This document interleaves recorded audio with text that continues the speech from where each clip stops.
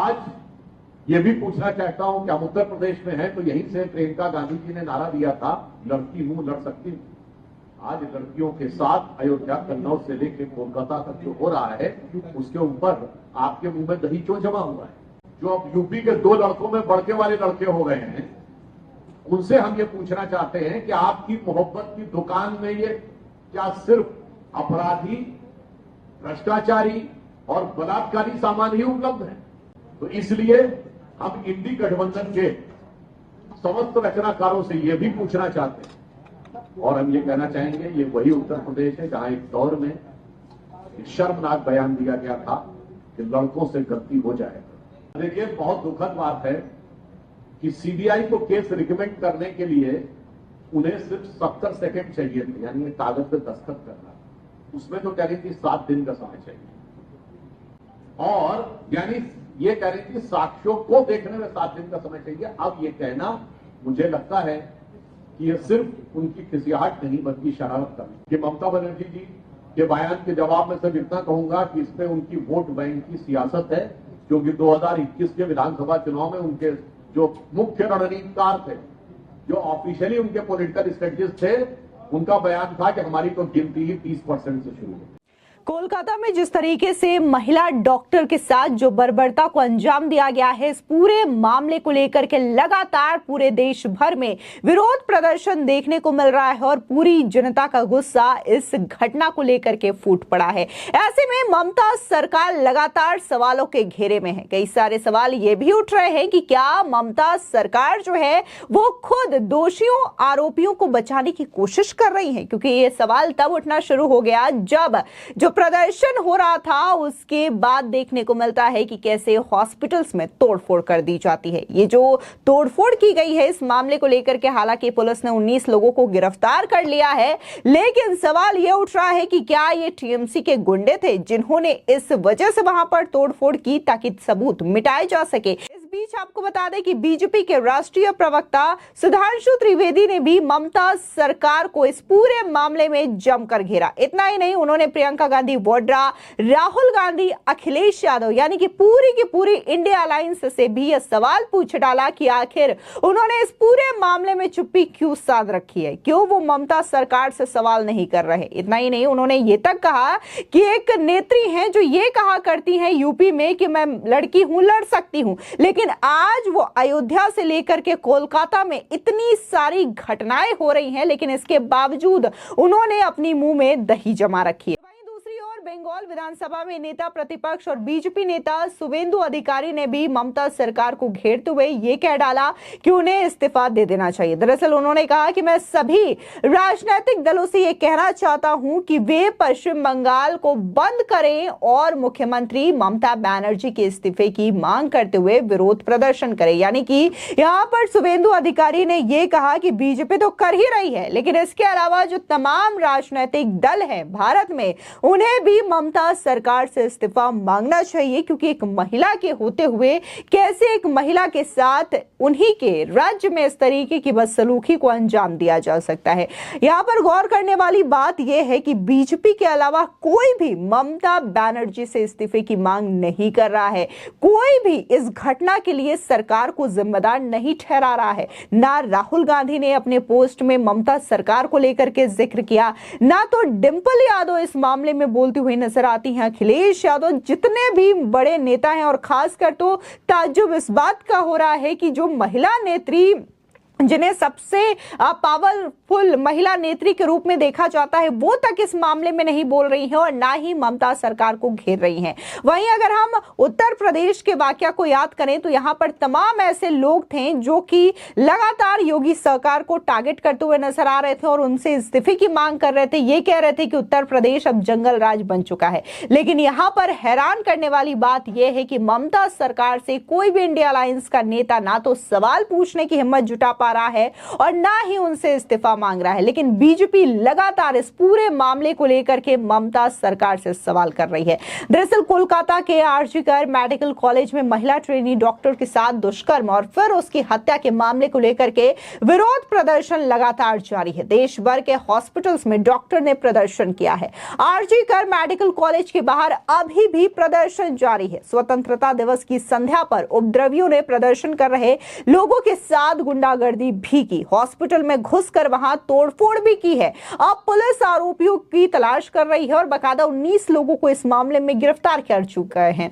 लेकिन इस बीच बीजेपी नेता सुधांशु त्रिवेदी ने प्रेस कॉन्फ्रेंस कर ममता सरकार पर जमकर हमला बोला। उन्होंने कहा कि प्रदर्शन के दौरान हिंसा कैसे हो गई, सबूतों को मिटाने की कोशिश हो रही है। इसी के साथ ही उन्होंने प्रियंका गांधी वाड्रा से भी तीखे सवाल पूछे। सुनिए सुधांशु त्रिवेदी का ये प्रेस कॉन्फ्रेंस, जहां पर वो ममता सरकार पर एक के बाद एक कई सारे सवाल पूछ रहे हैं। आज ये भी पूछना चाहता हूं कि हम उत्तर प्रदेश में हैं तो यहीं से प्रियंका गांधी जी ने नारा दिया था, लड़की हूं लड़ सकती हूं। आज लड़कियों के साथ अयोध्या कन्नौज से लेकर कोलकाता तक जो हो रहा है उसके ऊपर आपके मुंह में दही क्यों जमा हुआ है? हम पूछना चाहते हैं सोनिया गांधी जी से और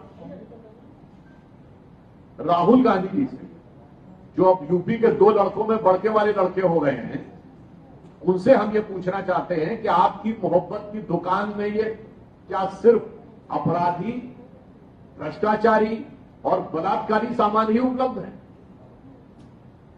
हम पूछना चाहते हैं राहुल गांधी जी से कि यदि बंगाल में आपके सबसे प्रमुख नेता, जो पिछली लोकसभा में नेता प्रतिपक्ष रहे, अधीर रंजन चौधरी जी ने कहा है कि there is no democracy in Bengal, और वो कहते हैं कि ममता बनर्जी पूरी तरीके से तानाशाह हैं और वो अपराधियों का संरक्षण कर रही हैं, उसके बाद आप किस मुंह से उनके साथ गठबंधन कर रहे हैं? ऐसा विचित्र उदाहरण आपको देखने में नहीं मिलेगा कि गठबंधन में रहते हुए दल एक दूसरे के खिलाफ इस प्रकार की भाषा बोलते हो। तो इसलिए हम इंडी गठबंधन के समस्त रचनाकारों से यह भी पूछना चाहते हैं और हम ये कहना चाहेंगे, ये वही उत्तर प्रदेश है जहां एक दौर में शर्मनाक बयान दिया गया था कि लड़कों से गलती हो जाएगा, और जब से इन 2 लड़कों की ताकत बढ़ी है तब से आपराधिक तत्वों की हिम्मत और हिमाकत भी बहुत तेजी से बढ़ती हुई नजर आ रही है। और इस समय इन 2 लड़कों से गलती नहीं हो रही है, ये अपराधियों को संरक्षण करने का अपराध किया जा रहा है। और इससे पूर्व भी ये पार्टियां सदैव अपराधियों को, यहां तक कि आतंकवादियों को भी प्रश्रय देती थी।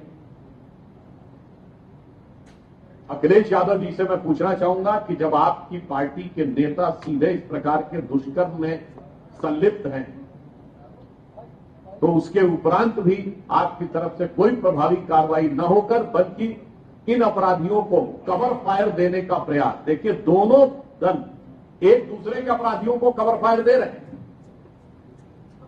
जैसे अपराधी लोग आते ना, कहते मैं ये काम करूंगा तो तुम यहां पे अटेंशन डाइवर्ट करना और तुम ये अटेंशन डाइवर्ट करना। तो मैं अखिलेश यादव जी से भी कहना चाहूंगा कि आप जो PDA का नारा देते थे, वैसे इसकी परिभाषा वो लोग अपने सुविधानुसार समय समय पर बदलते रहे हैं। कभी ए का मतलब अल्पसंख्यक हो जाता, कभी वो कहते हैं ए का मतलब आदिवासी है, तो जब से पांडे जी को नेता प्रतिपक्ष बनाया है तो ए का मतलब अगड़ा भी बोलने लगते हैं। पर अब इस घटना के बाद जो उनकी मानसिकता उभर कर सामने आई है, उससे अब ये PDA तो मुखौटा है और इसके पीछे का असली चेहरा है परिवारवादी,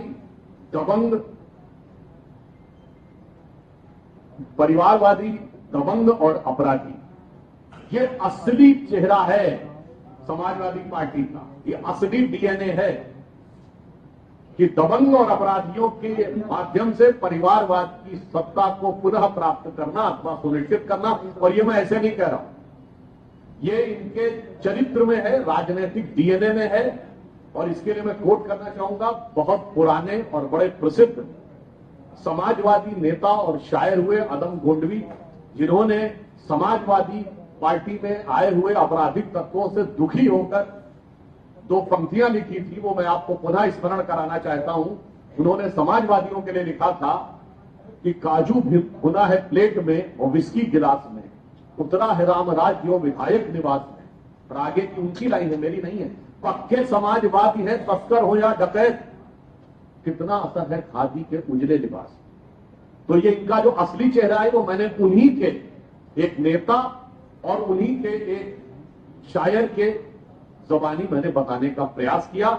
इसलिए मैं सिर्फ ये कहना चाहूंगा कि आज पूरे देश को जागरूक होने की जरूरत है कि ये ऐसे तत्व हैं इंडी गठबंधन वाले, अपराधियों को संरक्षण देने की उस दुर्दांत मानसिकता के प्रतीक हैं, जो संविधान को ही खतरे में नहीं डालती, समाज को भी खतरे में डालती है और किसी भी व्यक्ति की जान को भी किसी भी समय खतरे में डाल सकती है। देखिए, बहुत दुखद बात है कि सीबीआई को केस रिकमेंड करने के लिए उन्हें सिर्फ 70 सेकंड चाहिए थे, यानी ये कागज पे दस्तखत करना।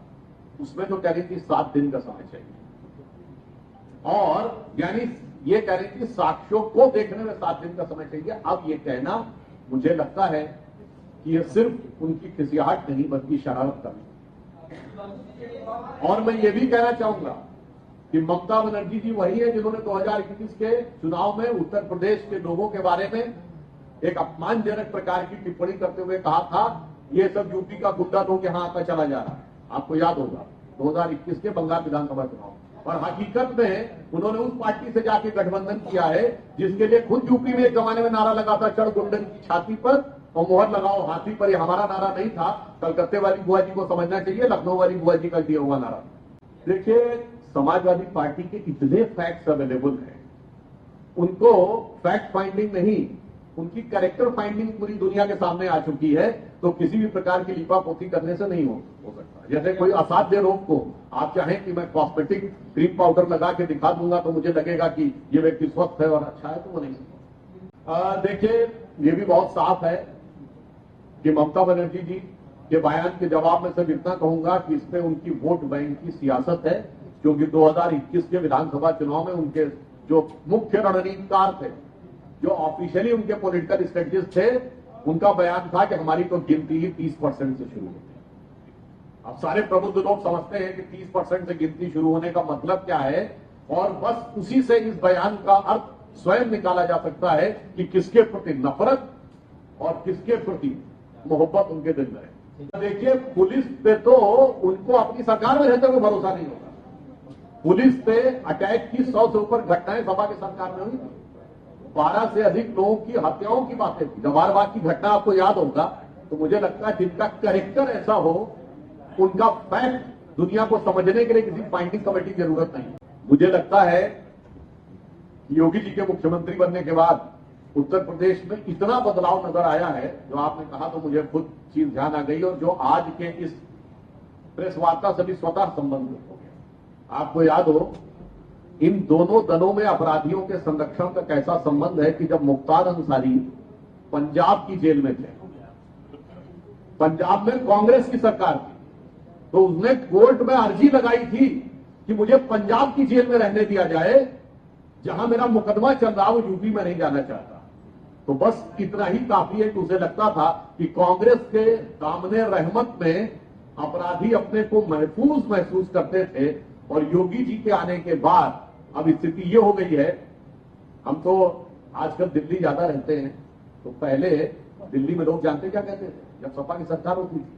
उद्योगपति और व्यवसायी जो यहां विकास में भूमिका अदा कर सकता था, वो कहता था मुझे यूपी नहीं जाना, नोएडा के आगे नहीं बढ़ना। आज अपराधी और माफिया कहता है मुझे यूपी नहीं जाना, मुझे जेल में भी रहना है तो यूपी की जेल में नहीं रहना। मुझे लगता है बस इतना बदलाव पर्याप्त है समझने के लिए। और एक और बात कह दूं, जो बदलाव आया है, पूर्वी उत्तर प्रदेश किसके लिए जाना जाता था? सपा की सरकार के समय में प्रचलित चेहरे क्या थे? मुख्तार अंसारी, अतीक अहमद, अबू सलेम, छोटा शकील। क्या उत्तर प्रदेश की इमेज थी? फिल्में बनती थी जिला गाजियाबाद, लखनऊ सेंट्रल, मिर्जापुर सीरीज, और याद करिए ओंकारा फिल्म में मेरठ का गैंग वॉर, तो बाबर फिल्म में कानपुर का गैंग वॉर। ये छवि थी। 20 साल पहले की आपको याद हो, 22 साल पहले की फिल्म थी कंपनी, जिसमें दिखाया जा रहा है कि मुंबई में कॉन्ट्रैक्ट किलिंग हो रही है, और वो कह रहा है, मुंबई के पुलिस कमिश्नर कह रहे हैं उनको पकड़ना मुश्किल है क्योंकि बाहर से लड़के आपको दिखाया जा रहा है गोली चली और एक लड़का जाके बस में बैठता और उसके बाद लिखा हुआ आजमगढ़ 500 किलोमीटर।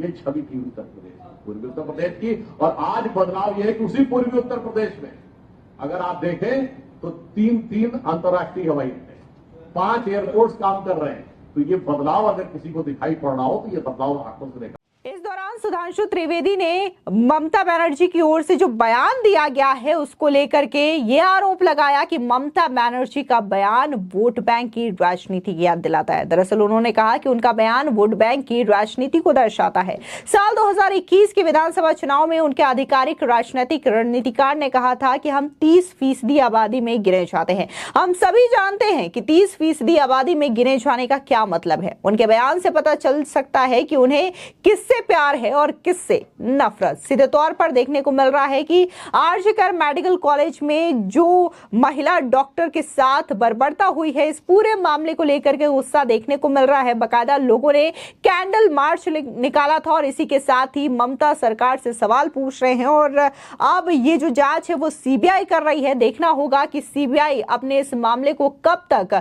बढ़ाती है और कब तक दोषियों को पकड़ती है और इस पूरे मामले को लेकर के जो गुत्थी उलझी हुई है वो कब तक सुलझती है। फिलहाल इस पूरे मामले को लेकर के आपकी क्या राय है, हमारे कमेंट सेक्शन में जरूर बताएं। धन्यवाद।